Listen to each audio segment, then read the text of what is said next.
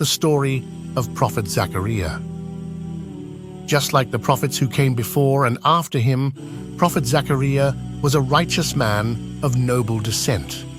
He is a direct descendant of Prophet Dawood and Sulaiman, alayhi salam. Prophet Zakariya was among the prophets who were sent to tread the blessed soil of Jerusalem, guiding the children of Israel along the path of Allah. Prophet Zakariya was a man of humble means, but always eager to help those in need. He was a man of simpleness and was grateful to Allah no matter what happened in his life. Besides from his work as a carpenter, he remained steadfast in his service to Allah, where he oversaw Bayt al-Maqdis, and here he tirelessly strived to remind his people of their duty through his sermons. Zakariya was not a rich man, but he was always ready to help those in need. His one disappointment in life was that he had no children. This worried him, for he feared there was no one after him to carry out his work. The people needed a strong leader, for if they were left on their own, they would move away from Allah's teachings and change the holy laws to suit themselves. However, as the seasons passed, Prophet Zakariya and his wife aged, reaching well beyond the years of parenthood.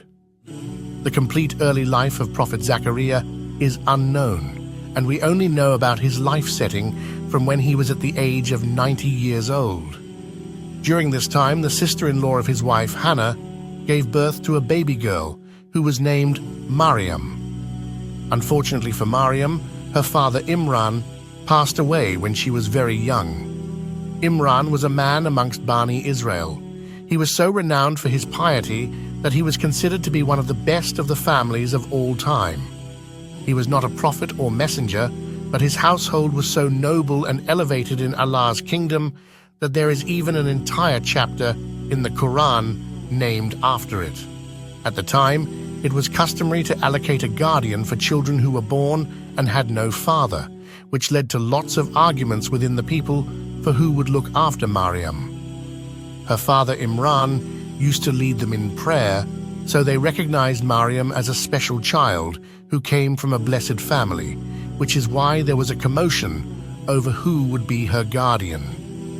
Among others, Prophet Zakariya's name was suggested as a potential guardian for Maryam. The men drew their lots and placed them in a container, inviting a child to select one. Each lot had the name of each man, and whoever had their name drawn from the lots were to be chosen as the guardian of Maryam.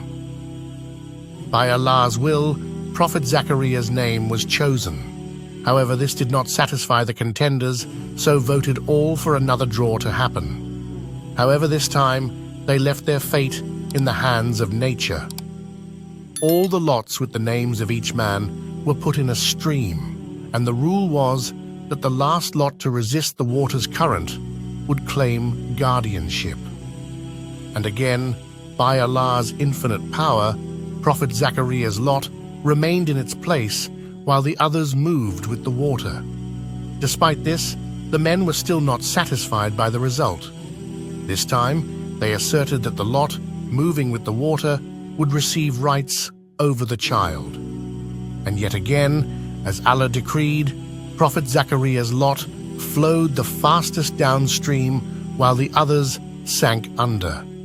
Although this time, the men accepted their fate and appointed Zakariya as the righteous guardian of Maryam. Prophet Zakariya was the Imam of Al-Aqsa Mosque and spent most of his days there worshipping Allah. He had built a separate chamber just for Maryam, so he could leave her there alone in her studies and worship. No one was provided entry to her chamber but Prophet Zakariya. She lived and grew up inside the chamber of Al-Aqsa Mosque, spending countless hours in service to Allah.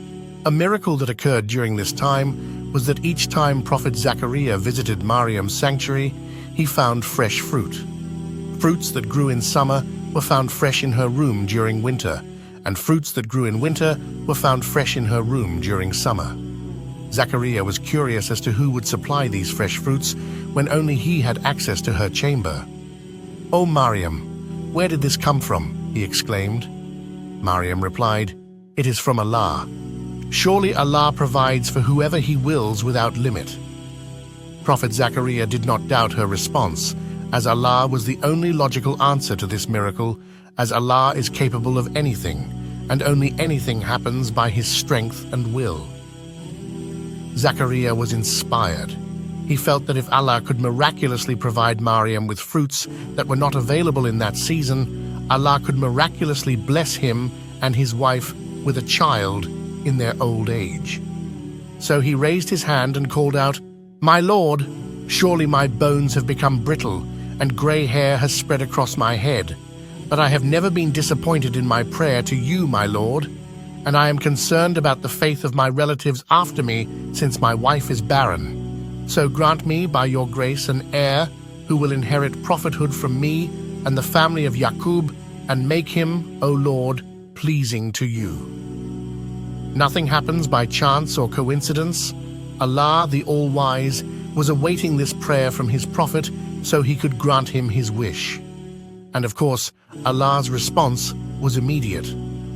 When Prophet Zakariya was at the mihrab praying in Al-Aqsa Mosque as usual, the angels approached him and announced, "O Zakariya, indeed, we give you the good news of the birth of a son whose name will be Yahya, a name we have not given to anyone before.